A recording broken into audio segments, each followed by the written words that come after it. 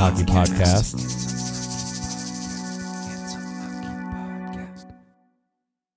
Back when I used to send salvos and volleys of messages to girls in online dating, they all used the fucking term wanderlust in their profiles.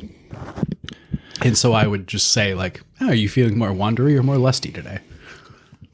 How'd that work out? 0%. 0% chance. 0%. Because like sometimes you gotta go with that. Sometimes you just gotta be like, this is for the line, and I don't care how it turns out.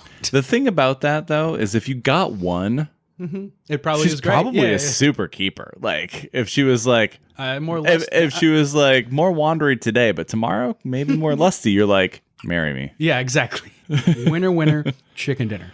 For those of you who are just joining us, and by just joining us, I mean you have been here for about 35 seconds. It's episode 79 of the Handsome Hockey Podcast. My name is Jake. Across the table from me is Evan. That means we're not talking about the whale. Not right away. Yeah, that's okay. We're not traipsing very far away from the whale, and then we're going to talk about the Bruins. It's, a hop, skip, and a jump. Probably like 2.5 hours by car. I want to, if you could fly as the crow flies, probably like 20 minutes. I went on a rant at work the other day about how little of a desire I have to go to fucking New Hampshire.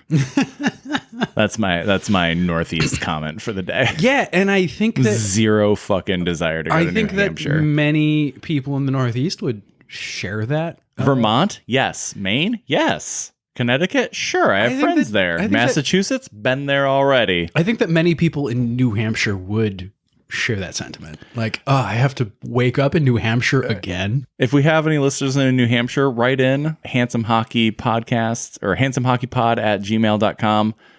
Let us know why New Hampshire is great. I would love to hear about it. And if we don't hear from anybody, we'll know that New Hampshire fucking sucks. I got a buddy buried in New Hampshire. Not joking. You got him buried in New Hampshire? No. He died in Illinois, but his parents were all about the New Hampshire, and I think that's where he rests now. It's a much better place than Illinois. I was just going to say that's a strange transition. Like you're like, our whole family lives in Illinois, but we've really got a hard on for this one random state shaped like a upside down V up in the Northeast. I would say from a family perspective, they more like worked in Illinois and were still like of the New Hampshire. Which was, okay. That was a pretty constant thing in the Northern Illinois University academic ranks. It was like, oh, I just live here. I'm not about this place. I'm just getting a paycheck. So speaking of Illinois, Jonathan Toews. Yeah, he has since played his last game as a Blackhawk, pulling to an end a pretty incredible legacy. This is my sort of eulogy of Captain Sirius as a disaffected former Blackhawks fan, because he was a noteworthy player. No matter who you are, no matter who your fandom is, like, you probably know who Jonathan Toews is if you've been paying attention to hockey over the last 2 decades. And he deserves a lot of accolades and he deserves some criticism. But he played his last game in Chicago as of tonight, and good for him. He got a goal. He did not get a win. He got an overtime point, which helps the Blackhawks like 0% right now. But I don't think another loss would improve their chances in the draft lottery anyways. So it does, actually. If they had stayed at 58 points and Anaheim got a point tonight, They would have been the worst team in the league. However, Anaheim is now losing to the Kings. Right. And, so it would have actually helped. Huh.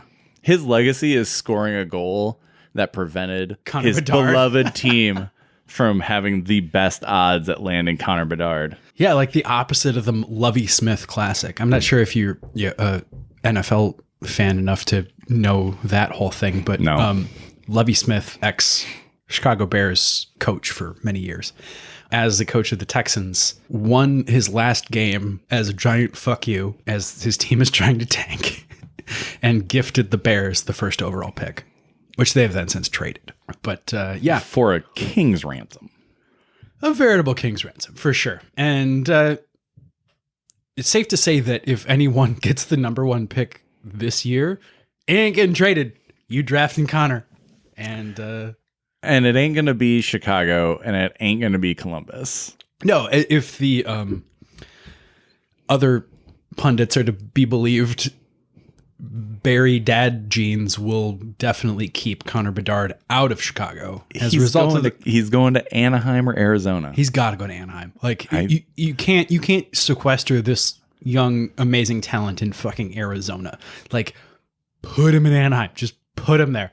Just fucking invent some legal language and say, oh, actually, you know, like make like the U.S. military and be like, wow, we are stop lossing you to Anaheim right now. This is happening. I hope that like there's like 36,000 balls for Anaheim in the draft, and there's like 4 for Arizona and 1 for Chicago, and somehow it's Arizona. And everyone pretending the whole time, like, how did that happen? I don't know. So by that math, Detroit has like what, a quarter of a ball in play? Like Lance Armstrong? Let's not make jokes quarter of a ball in play? about scrotum cancer survivors. Yeah, maybe not today of all days. But yeah, Jonathan Toews was a doted on star in the city. He was maybe the jersey that you bought because you knew that he was kind of like the steady leadership. You know, he wasn't going to get traded like Patrick Kane did.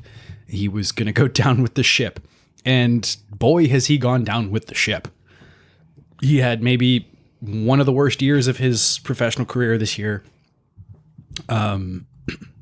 Barely played, dealing with long-term illness as a result of COVID, most likely. And this was a pretty gracious send-off, it felt like. You know, they got to focus all their attention on him for one game and say goodbye in ways that in sports you don't often get to. Do you think he's going to retire with the health issues, with, you know, probably a Hall of Fame candidacy locked? I'll say 2 things. Mm-hmm. One, I think he's going to retire. I think part of it will be that with the health issues, the free agent market will be super limited, and he's going to be like, no, I want to go to a contender. And the contenders are going to be like, we can do better. Yeah, I think he could probably still be worth it for his face-off winning ability, especially in the playoffs. If he's like a 3C on a good team making like $2 million, sure. I think he would play for the league minimum. I don't think he will, because he's sat out most of I think 2 of the last 3 seasons. He's a Winnipeg boy. So I kind of think maybe he just finds a way back there. But like, his face-off winning ability is maybe one of the best ever. And I don't know, if you're Carolina or, you know, one of these like really good possession teams that needs to win face-offs at a better rate, maybe that's worth a lot. Who knows? The second thing I will say is, I think he's still going to make the Hall of Fame, but I wouldn't be surprised if he has to wait a little bit. And with the whole Kyle Beach scenario, he probably should wait. That would be, you know, good karma. 1 year. Fuck it. 2 years. You know, as our friend pointed out, his exit was a little fitting with no one talking about it and pretending like it never happened. Shout out to Tyler. Yeah. I'm going to do him one better and say he went out as the last standing stool pigeon of bad management decisions. Faithful till the end. Going down with the ship. Until management was like, fuck you. Right. And dispelled him like a silent fart into the night in the twilight of his career. And, you know, such is the end for any athlete with the moniker Captain Serious. Like, it's never going to go out any other way unless you just like die on the ice. One can hope. Fingers crossed. Yeah. That would be, oh, Captain, my Captain. I mean, that's kind of that's kind of the situation right now. It's like, oh, Captain, my Captain. Let's not bring Dead Poet Society into this. You know, anytime a captain goes down, you kind of have to, right? But at one point, he was maybe the second best hockey player in the game to Sidney Crosby in their kind of heyday Team Canada time together. At one point, Crosby like contacted Jonathan Toews to like make sure he was okay with Crosby being captain of Team Canada. Which, I mean, if someone has those crazy eyes, yeah, I would probably do that too. Second best player in the game? Is that what we're saying here? At one point, for a very short window. Like 4 hours? I would say like 2013 to 2015. Crosby, like Ovi's always been there. For sure. This was also while he was kind of on a down spell. For sure. I don't even think he was the best player on his own team at that time. Points wise, no, Kane was always more impressive, but Toews was the glue guy and the corner worker. And if we're talking about not to interrupt, but to interrupt, no, I think this is the debate I'm trying to have. If we're talking about like importance to team, sure. If we're talking about like overall skill and like talent, no. Yeah, impressive talent, maybe not, but the dude scored at a pretty high rate during his apex. Whereas Ovechkin was having a couple of down years. And also he had the defensive component that Ovechkin never had. Yeah, I am absolutely playing devil's advocate right now. Like, you're right. Ovi, second best to Sid. Like, well, and like, but Steven Stamkos existed at that time. Yeah, but he was also like probably hurt that whole time. Oh, I'm upset by this devil's advocacy here. It's fitting that he played his last game as a Blackhawk versus the Flyers, who Chicago won their first Stanley Cup against. It kind of shows just how much has changed for both of these teams in the intervening years. And now the Blackhawks have sort of like come full circle in that neither Kane and Toews are on the team. They're absolutely rebuilding. That's when I first went to a Blackhawks game, was like prior to them drafting either of these guys. Like, I think like the high scorer was like Martin Havlat. Oh man, Martin Havlat he rocked. He was a great hockey player. Absolutely rocked for. He had a pretty long career, right? I just want to point out real quick that in 2013, Steven Stamkos only played 37 games and he had 40 points. Mm-hmm. And then he had 79 goals in the next 2 years. So I am going to boo your point of Jonathan Toews. Yes, this is my anti-Chicago hockey team bias coming out. And yes, I think I can also back it up factually. Oh, absolutely. I think it's a debate worth having because he's been a controversial player in like how you rank him in the scheme of things. Like, we can't go an episode without quoting The Athletic, but in their 100 greatest players, you know, they put him kind of solidly in bottom quarter, whatever. And I disagreed with it. Yeah, and a lot of people disagreed with it, and rightfully so. For me, I think his difference was kind of like about efficiency and doing small things that weren't exactly flashy, winning faceoffs. His shootout percentage was insane. Dude could cover up sexual assault scandals like with the best of them. Yeah, and you can't for a decade. You can't not talk about that. But also, was that not sort of part of his job as captain in a weird way? No. Like no.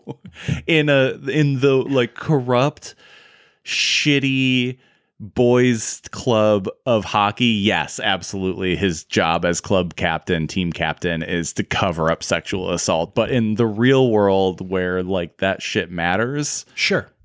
No. And you're absolutely right. And that's the duality that really makes his career controversial and interesting to talk about. I guess there's two dualities. It's like him and as a player, and then like as I was saying, he, you know, as Captain Serious, he was a stool pigeon for management and bad management decisions with respect to Kyle Beach and with respect to how they've constructed this roster over the past 5 years or so. So yeah, selling all your young talent was pretty wild. it was crazy. Just getting out from under Alex DeBrincat and fucking Kirby Doc when they looked like they would be ticket sellers for the next 5 years or something like that. Yeah. Absolutely insane. It was like, it was like Stan Bowman like rage quit the Blackhawks. And then getting almost nothing for Patrick Kane and absolutely nothing for Jonathan Toews. Yeah, literally absolutely nothing for Jonathan Toews. I mean, I don't think that could have been helped. You know, that was all obviously that's circumstantial, but like illness. And I think still true. Well, I think part of the problem with the Kane situation too is he was injured.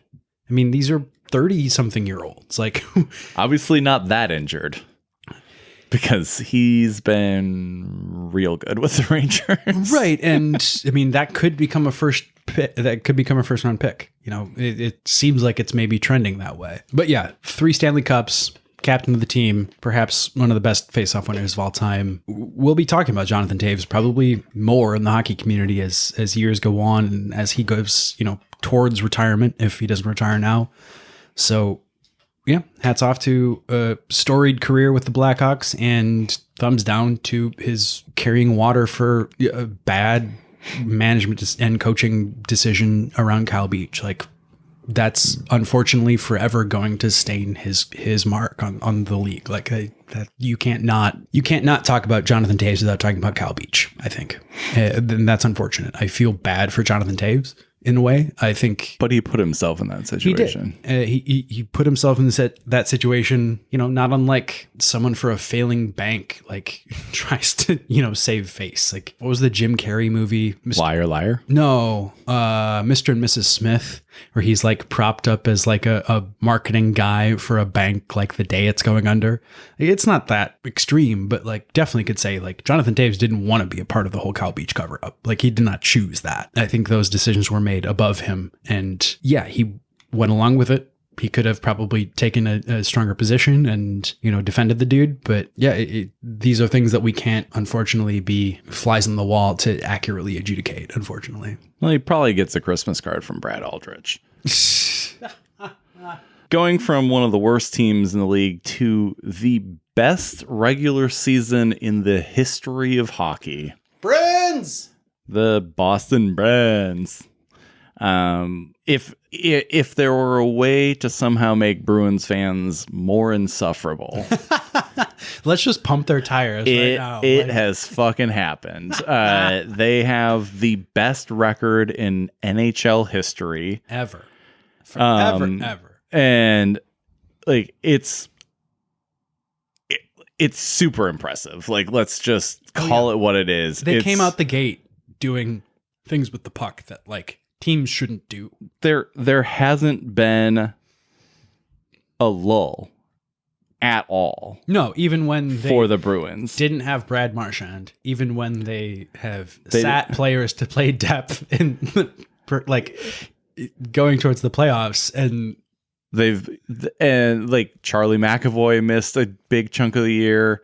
David Krejci missed some time. Marchand, as you were saying, missed a bunch of time. Like, this team, like, I remember doing our season preview and being like, this is the year that the Bruins kind of fade. Like, they might have a strong push to the end of the year, but that might barely be enough to get in the playoff. No, best team ever. Yeah. Instead of what we predicted, they're like gonna get a Last Dance documentary. Like, this is just like the fans. Luckily, we're close with a lot of Bruins fans, or unluckily, I don't know. They're okay. Yeah, but this year they're cute. Sprouted a new phenomenon in that they're confused when they lose, which has been very funny. The 12 times it's happened, they've been like, it's like, how? Yeah, why? Yeah, So the Bruins are 65-12-5 this year. Even in the stupid ways that the NHL calculates points, that's absurd. Yeah, it really is on par with the 72 win Jordan Bulls. Like, they need that documentary. Like, I want to see, I don't know, like David Krejci like returning to the Bruins in like some sort of fanfare, like at the beginning of the season. With like the intro to the Bulls that they had back in the day. Like the Bruins have been sitting guys and resting Linus Ullmark, and all they've done is win their last 8 fucking games. Yeah, turns out when you're that good at hockey, it's really hard to just like stop being good at hockey. There are teams that have had the best years in the history of their franchise, and they're 22 points ahead of them. Yeah, that's insane. It's fucking bonkers. The rate at which they have smoked the whole league this year is unreal. And for me, like, so they're not even the highest scoring team in the league. Like, they're up there. They're one of the highest scoring teams. Right, but they're also really good at suppressing scoring. They're second in the league in scoring, and they're a plus 128 goal differential. Yeah, with the fantasy number 1 goaltender in basically any scoring format. It's fucking ridiculous. Yeah, Linus Ullmark, I believe, I haven't seen the stats today, but end of the season, first in the league in wins, goals against average, and save percentage. And Buffalo fans everywhere are like, yeah, we used to have that guy. Yeah. Whoops. There was a really funny kind of score bug error today while we were watching this game and the Blackhawks game and playing some darts. And the NHL app and also the bottom of the like NHL network, the scrolling score, sure, whatever, were both like delayed really long because of some sort of error. And it was like, when it was delayed, the Bruins were down 3-2 in the second period. And then they like flashed to a highlight and the Bruins had beaten Montreal 5-4. And like, whoops, you were like seeing this like real time error correction. It was very funny. It was like, oh no, actually the Bruins won again. Another one. Well, you know what? Fucking good for them. Yeah, if they built the team the right way, they're probably going to have Coach of the Year winner in Jim Montgomery, who's, I mean, talk about coming back from a bit of a black mark of a story in his career. Like, he proves that, hey, this risk that Boston took on him was worth it. I don't know. I don't see anybody else winning the Jack Adams this year besides him. No, and if we're like being totally honest, like that shit usually goes to like, oh, he's coach of the best team, well, clearly, but like in this case, yeah, he absolutely he's the coach of the best team ever. Yeah, and it's best regular season team ever, and it's his first year with them. Yeah, so I am excited to see where this goes, and this is actually kind of a nice segue into our talk about the playoffs. Playoffs. I knew it was coming. I that's why I gave the little pause there. Yeah, you set up the alley for sure. But as we speak here on Thursday night, the East is set. Islanders are in. Bummer. Bummer for everyone. Oh, great. Boring hockey. And that means that the Red Wings get their pick this year. No. Most importantly, Ilya Sorokin in the playoffs. Yeah. And as a side note, I was reading this really excellent article, as all of their articles are. Shayna Goldman in The Athletic was writing about the Vezina and how, if you look at it from like traditional standpoints, yeah, Linus Ullmark is clearly going to win. But if you look at it with some different markers. He hasn't faced shit. Yeah, he hasn't faced shit. He hasn't played a lot of games, and there are goalies out there that mean way more to their team than Linus Ullmark means to the Bruins. Such as UC Saros and Sorokin are the two. Shesterkin. Yeah, like they mean a lot, but like the only reason the Islanders are in the playoffs is because Ilya Sorokin exists. Yeah, because he's gone psycho mode. Yeah, and then they also have another really good backup in Semyon Varlamov. He's a very good backup, but like he's also only played like 28 games. Sure, but I mean that's what you need from a aged Semyon Varlamov. Yeah, and UC Saros, the only reason the Predators even remotely sniffed the playoffs this year was because UC Saros went fucking apeshit this year. He went George Soros. And as he bought an indictment against Donald Trump, and so, hey, get it, girl.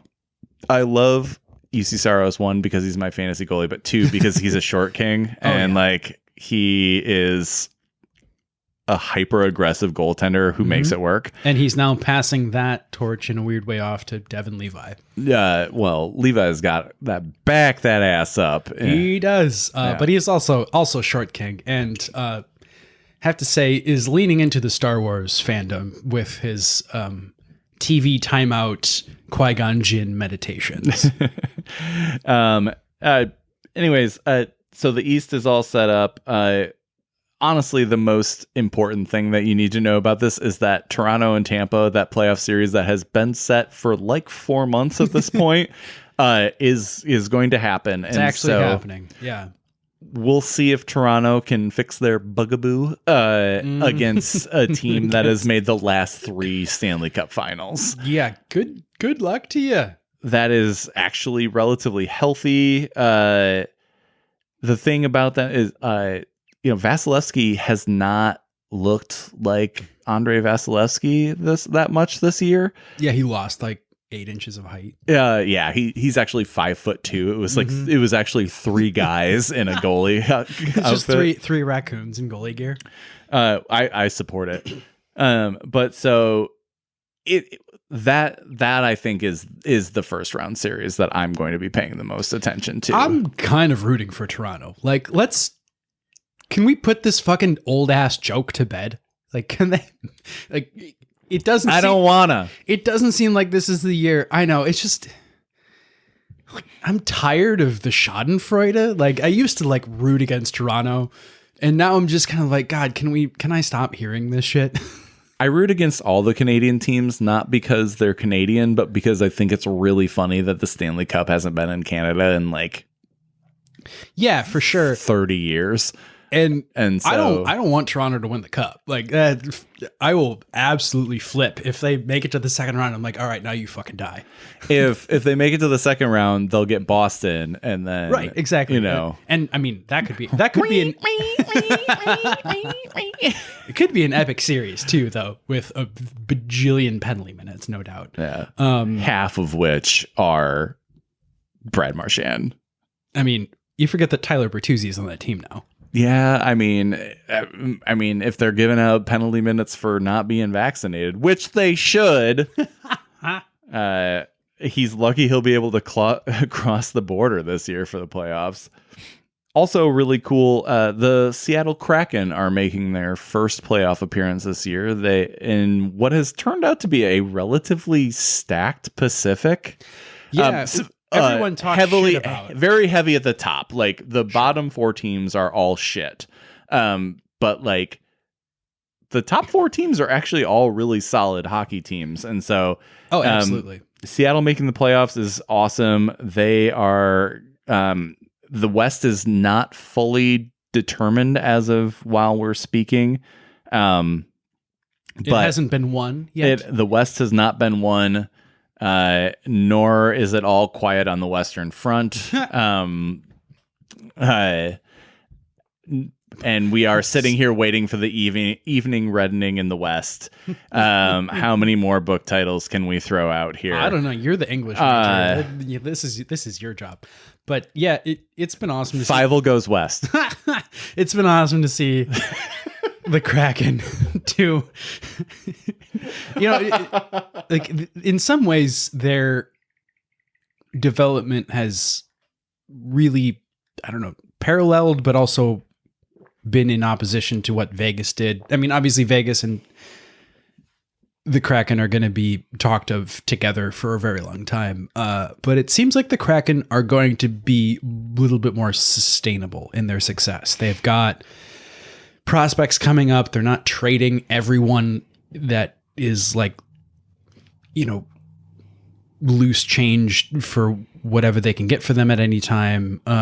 They're actually drafting players. Like, they're making the playoffs with Shane Wright in the minors.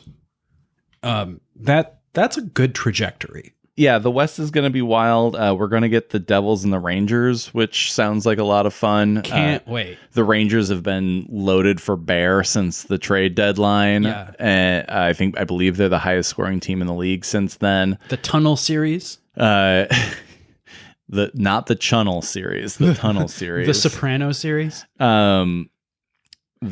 got here in Jersey. We're in Jersey, man, not New York. It's an important distinction between Jersey and that fucking megalopolis to the north. The Gabagool series. Yeah. First place in the West is actually still up for grabs. Edmonton, Vegas, and Dark Horse Colorado could all make it. Surprise, Colorado still good at hockey. Yeah, even without. Well, this is skipping a beat, but yeah, go for it. Gabe Landeskog out for the playoffs. Yeah, if you're like a new hockey fan, you got to be wondering like who this guy is.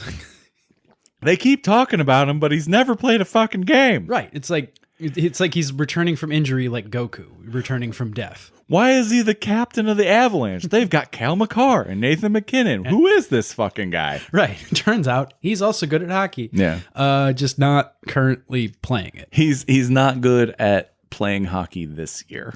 Right. Every year prior to, quite good.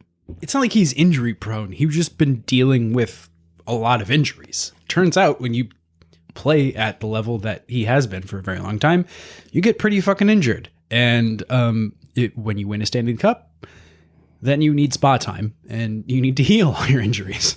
And it's taken him especially long. On the opposite side of the spectrum from the playoffs is tankathon. Mm-hmm. Or as Evan has aptly titled it, Suck Hard for Bedard. Mm-hmm. Yeah. Whoever blows hardest receives the biggest payload. The bottom is set. Anaheim has officially finished with the worst record in hockey. They will have the largest chance at getting the Connor Bedard sweepstakes. Congratulations. You're the worst. Chicago is now finishes in second. Well, second from the bottom. Mm-hmm. That's do you get silver turds? Is that how it works? The Chicago Hawk team now has the best odds to get Adam Fantilli. Not exactly a terrible consolation prize. Columbus, San Jose, Montreal, Arizona, Philly, and Detroit round out the bottom 8, so to speak. I want max chaos. I want it to go to one of those teams. Like, I think if give me just straight up down the middle Anaheim, or give me fucking Montreal, Philly, or Detroit. Like, that would be great. I would love. This is how I want it to go.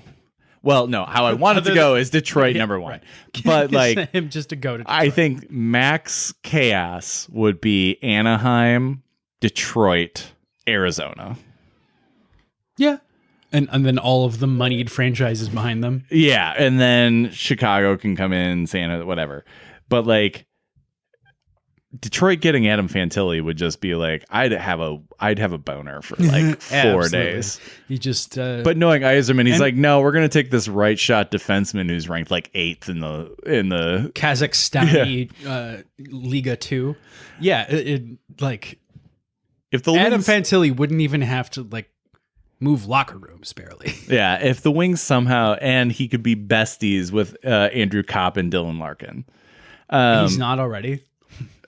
I'm sure they've met. Well, I feel like Dylan Larkin is basically his age. Right. Yeah, they're probably drink together. Yeah, in Canada. I mean, it's a quick drive. What was the recent call up for Minnesota from the University of Minnesota? Brock Faber. Yeah, Brock Faber, and he's like the dude cheering behind a Kaprizov goal like earlier in the year. It's like, oh yeah, now they play together. Yeah. So, I mean, obviously, we'll get the draft lottery at some point in the next couple of months. What'll probably happen is the thing that I hate the most, which means somehow Detroit will slip to like 12th. And Turns out Detroit made the playoffs this year. They just didn't actually play in the playoffs. I will stab. I will stab someone. And you won't hear about it. Stevie Y will make everything better. It's okay. He's like the salve that makes it all good for Detroit fans. You know what else is all good? We're closing in on a USA Canada Women's World Finals. As it should be. As God intended. Right? God intended the US and Canada to meet in the finals of every women's tournament. Ever. Until said day when the world is actually ruled by the Finns and they can pull from every nation on earth except for the US and Canada. They finally figure it out and just spring the trap. Yeah. They're like, we've been here all along. Yeah. And joining NATO is just the opening stage. Yeah. They like their beautiful prime minister is just sitting there like I'm going to be so drunk when I invade you. That meme of the like whiteout picture, it's like, click every square where there is a Finnish sniper is actually just the world. Stop us if you've heard this. Canada defeated the US by a goal in this tournament already. However, the difference is that usually Canada beats the US by a goal in the finals. They did this time earlier in the tournament. And that means that USA wins. That means the USA wins. Yeah. Automatically. Sorry, Czechia and Switzerland. Y'all are out. Sorry, Europe. You're out. This is a North American sport for North American people played by North American women. The US went with a relatively surprising youth movement for this tournament. So the fact that they're in the semifinals is still to be expected, but at the same time is really nice to see because there was, we've seen some retirements lately or recently on the US women's side. Departures of Hillary Knight, Brianna Decker have opened up new avenues for playing time, and in has stepped several interesting stars. So good for them. The tournament's playing out over the next couple of days here. So actually by the time that this hits your podcast platform, we'll actually probably know who the gold medal game is. But I think we already do. Yeah, but if you've been listening to the last 5 to 10 minutes, it's going to be the US and Canada, and it's who you got. If you ain't down with MPP, no, I'm just kidding. With the U.S. already losing to Canada once, that's usually how it works. So they should come out on top this time. And Canada's had the U.S.'s number, right? The past couple of years, actually, yeah. So even with some really awesome lineups from the States, they just haven't quite made it over the top. But I think every part of the equation says this is their year. So fuck Canada. Go USA. And if you're my buddy from work who is from Edmonton, that fuck Canada was for you. It just occurred to me that the Bruins playing Florida will just be buoyed by all of the snowbirds. Yeah, the only way it could be if like Detroit played Arizona, Right? Yeah. Like that's your Right. snowbird you series. got so many fucking Barstool fans in Florida. Oh god, these are gonna be effective away games for the Panthers. Yeah. Speaking of the Panthers, Yeah. This is maybe a slightly old news at this point. The effects of said news are slightly less old. But Keith Tkachuk, father of Matthew Tkachuk, and I mean, most importantly, Brady Tkachuk, but Matthew Tkachuk of the Florida Panthers called them soft in the media. Perfect. Amazing. Love it. And yeah, of course, they're soft. They're cats. you know, I feel like that's a misnomer, honestly. Like, because an actual panther, not all that Yeah. soft and cuddly. Yeah. Well, it depends. Before I deleted all my social media, I watched a video of a bunch of tigers that had been nursed since birth by a golden retriever, and they thought the golden retriever was their mom, and the golden retriever would like bark and snap at them, and they would be like, "Oh, I'm sorry, Mom. I'm sorry, Mom," despite the fact that they outweighed her by like 150 pounds and have teeth that could puncture her entire body. Yeah, cats will be cats, man. Like, even giant cats like to sit in slightly less giant boxes. So correct. We are kind of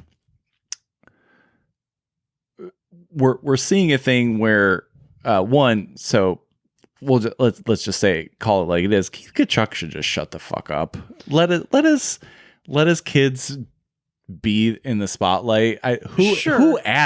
Whoever asks former athletes' opinions?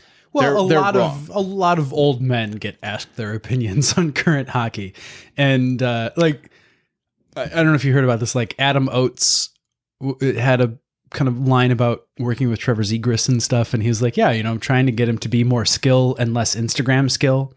Like, the old men in hockey are ever present, for better or worse. Worse. Generally, It's for worse. But the crazy thing is, this worked. Like, the Panthers righted the ship after this. Rot the ship. Yeah, I think That's not how. That's no. not I a think real it's. word, I yeah. think it's righted. Like, No, it is. Like, I just wanted to pretend like there was a different past. Yeah, tense. I just want to pretend to own the English major. I want to just pretend to be like 6'8", but that's not working out. Yeah, I mean, I'm closer to 5'8", so. Means you fit places better.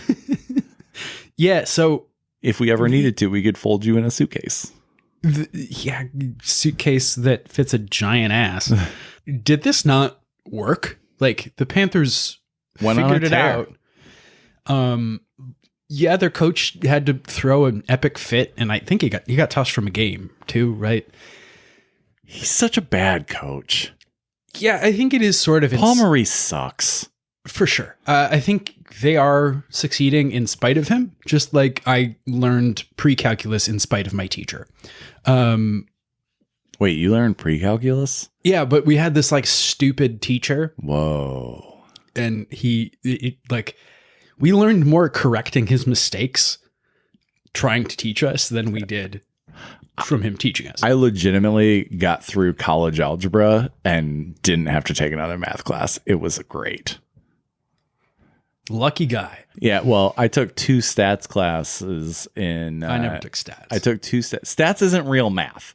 Let's sidebar. Stats is bullshit. Well, I mean, okay, stats could instantly be more applicable to anybody if you just talk about gambling. Yeah. It's like, what's the R value and the S? It's Right. No, don't talk about R value. Talk about fucking over under. Yeah. And like And parlays. And fuck off with your bullshit is what I'm saying. I mean, like, it sucks that gambling is so present and only going to be more present. So, universities need to teach us how to fucking deal with this. Kudos to the Premier League. They just banned betting sponsors from being betting companies from being jersey sponsors. Good. Maybe they should also think about betting Saudis from owning teams. Yeah, the whole fucking world should ban Qatar and the Saudis from owning teams. I'm going to avoid that tangent and just go back to the script and say, hey, you know what? We already talked about this, but Gabe Landeskog's out for the playoffs. Yeah, poor guy. Turns out it sucks to miss the playoffs. Thank God he already won a Stanley Cup.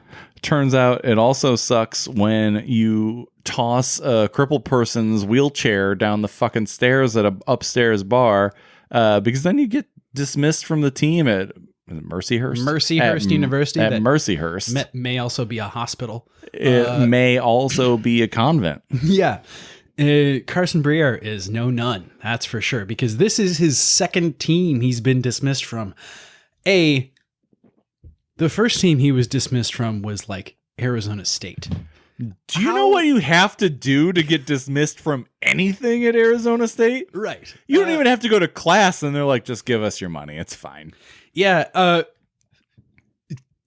it took skill and determination on his part to be dismissed from both of these situations, which, if you know, like, who Danny Briere was a player, like, not that surprising. He's a twat. Right, and... I don't use that word very often. I should use it more, but he was a twat. Well, yeah, and, like, I wouldn't even use that word on Carson because that's disparaging twats. Yeah, that's true, yeah. Best thing we got going for us as a humanity. But yeah, I'm glad that this guy has gotten what he deserves because so many people don't. He's going to be an investment banker within like the next 2 years, and he's going to make... He already works for fucking BlackRock Capital or some shit. He's going to... Speaking of stupid, Luke Hughes made a whole fucking team look stupid on the way to his first career NHL goal in overtime to win the game. He dances around an entire team and then like shoots on goal. There's a rebound. He gets his own rebound and does a wraparound to win. To all of the people who have scored their first NHL goal by it like bouncing off of their scrotum or their butt or their elbow... The guy for the Red Wings has 2 of those, right? This is how you actually do it. Luke Hughes, just finished his college hockey career a couple of weeks ago. Sadly, demoralizingly in the semifinals of the Frozen Four. Who do they lose to? Is it Minnesota? Quinnipiac. They lose to Quinnipiac, who ultimately went on to a absolutely just ballsy win over Minnesota. Like they pulled their goalie with 3 minutes left. It's the second year in a row that Michigan has lost to the eventual champion in the Frozen Four. No shame in that. They're a great program. There is shame. I mean, just kidding. I think everybody's happy for Quinnipiac, right? No, I understand. Michigan fans are not happy. the whole. I mean, they haven't won shit for so long. But while being good, hanging around, and who are draftees on Quinnipiac? Like, well, you know what? Here's my white flag. Here's the fuck them. Go blue. We're a hockey school. But there's no shame in winning or losing to the eventual champion 2 years in a row. Great program. And it's been 1-goal games both times, right? It's going to be real funny when Adam Fantilli decides to come back for his sophomore year for some fucking reason and scores like 85 points next year. That would show the Hobie Baker voters like, oh yeah, I'm just going to turn my amps up to 11. We're just going to give it to him again, right? Right. Yeah. All right. Yeah. Yeah. He already had like a historically good season for college. One of the best freshman seasons ever, and one of the best college hockey seasons in the last like 10 years. Right. I think in Puck Soup they said second best draft eligible season to Jack Eichel's ever. No, he actually had a better points per game than Jack Eichel. On a better team. Eichel played for a stacked Boston team. Was it stacked? Okay. Yeah. Well, this was something they debated. Sorry. Boston team. Luke Hughes looks like the truth. Do you think he plays in the playoffs then? That's a good question. Yeah, I think he plays in the playoffs. Absolutely. Why wouldn't you? Yeah. But with that, our next episode we'll be neck deep in the playoffs, and we'll tell you all about them. We'll tell you about the end of that Women's World Tournament that'll happen this weekend. We'll also tell you which team Carson Briere gets dismissed from next. My guess is it's not Quinnipiac. It's going to be our B League team. Yeah. Oh, let's give him a jersey and then just take it right back from him. Absolutely.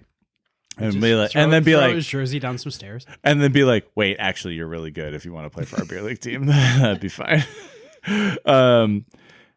Thank you, as always, so much for participating in this podcast. We are somehow closing in on 3,000 listens, despite the fact that we really know almost nothing about podcasting. So it's silly to us that we've been listened to that many times, and we are thankful for each and every one of you. This has been one hell of a ride so far. We're about to hit 80 episodes, which is also kind of silly and mysterious. But we enjoy this, and at least like 2,900 of you enjoy it as well. And well, now there's probably a bunch of you who are like, nah, I'm not listening to that shit. I'm going to again. return that listen. Yeah. Can I take that back? I got 4 minutes in. It doesn't count, right? No, it counts. I hated your music. Yeah. You can find us all over the internets. Well, you can find Evan all over the internets. I'm taking a step away, but handsomehockey.com is our website. You can find all our episodes there. Handsome Hockey Podcast on Instagram, at Handsome Hockey on Twitter, or handsomehockeypod@gmail.com. Handsome Hockey Facebook page. That we call it a Facebook page because it's a page that's on Facebook. And we also have a YouTube channel, which Evan has been dutifully updating.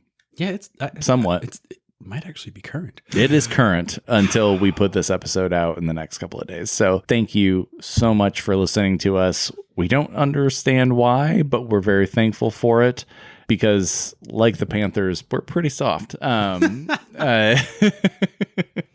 Soft and cuddly. Yeah, I love cuddling. No, true story today. Also, big cuddler. Yeah, true story today. I was going to set an alarm for my nap, so I hit the hey Google button. I then said to my wife, hey, I'm just gonna be here taking a nap if you want to cuddle. And my phone said, oh, cuddle times are the best times. And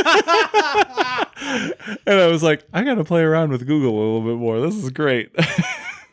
But if you're out there listening, if you don't have somebody to cuddle with, we're really sorry. And we'll cuddle with you. Just drop us a line and we'll be there. There's a cat somewhere around here that will definitely cuddle with you. But as I learned earlier, if it's on your lap, you are not allowed to move. Yeah.